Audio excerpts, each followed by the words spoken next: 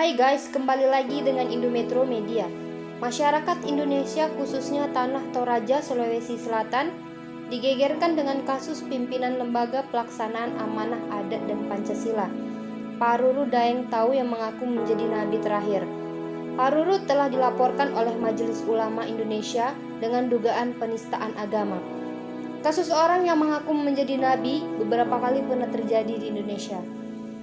Oke, sebelum kita masuk ke dalam beberapa orang yang pernah mengaku sebagai nabi, jangan lupa untuk mengklik tombol subscribe di bawah ini, karena dengan mengklik aja gratis ya.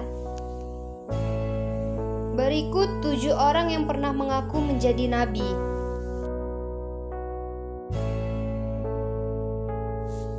Pak Ruru Daeng Tahu.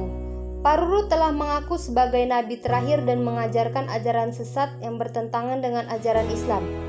Aliran Pak Ruru ini mempunyai home base di dunia Mambura, Lembaga Buntu Datu, Kecamatan Mengkendek, dan telah memiliki 50 anggota dari 8 kepala keluarga.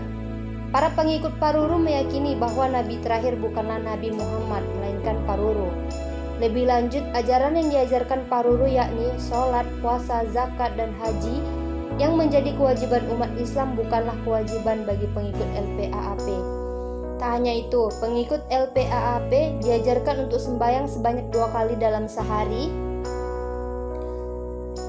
Saat itu Majelis Ulama Indonesia Tanah Toraja telah melaporkan Pak Ruru dengan dugaan penistaan agama. Namun, Pak Ruru hingga saat ini belum memenuhi panggilan polisi. Ia dikabarkan kabur ke luar daerah.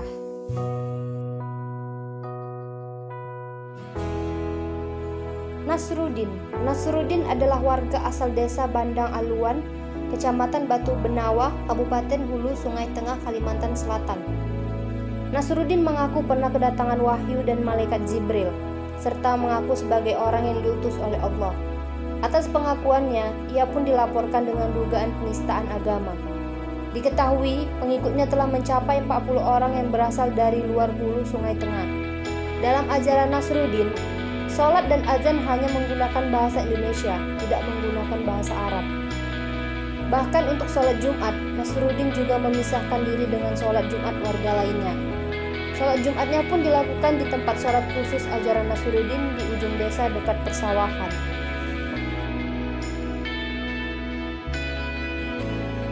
Ahmad Musadek memiliki nama lain Abdul Salam.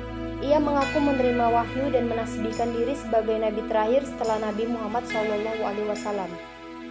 Dia mendirikan aliran Al-Qiyadah, Al-Islamiyah, Cikal Bakal Ghafator. Ajaran ini menggabungkan kepercayaan orang Islam dan Kristen.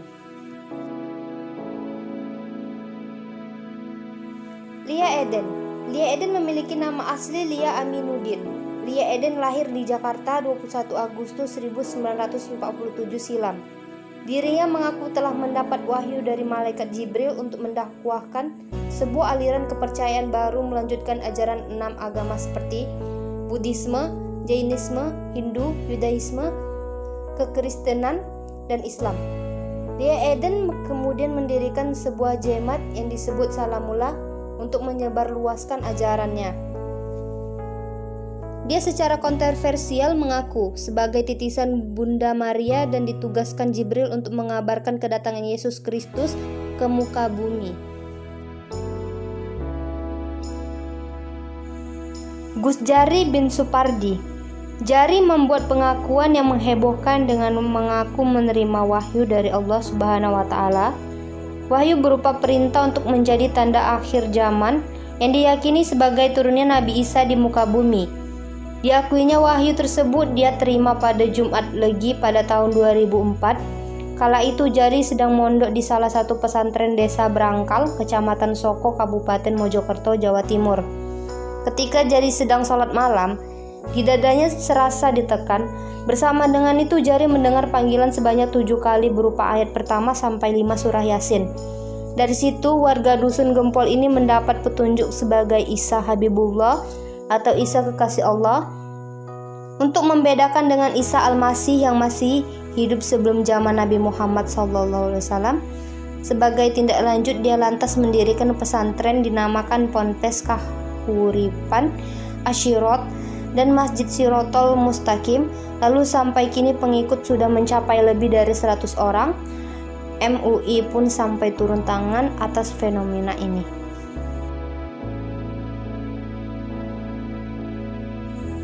Cecep Solihin. Cecep Solihin merupakan ketua dari diduga aliran sesat di kawasan Samoja, Bandung. Cecep yang kepada para pengikutnya mengaku nabi dan rasul. Selain mengaku sebagai rasul, Cecep Solihin juga memprediksi bahwa akan terjadi kiamat setiap tanggal 5 bulan 5 tiap tahunnya. Dia mengaku memprediksi hal tersebut dari penafsiran dan penelusuran internet.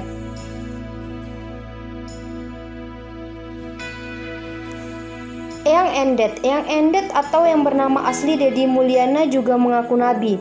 Pria asal Banten, Jawa Barat ini menyatakan wahyu untuk menjadi nabi dia terima setelah terjadinya musyawarah dengan jin di laut.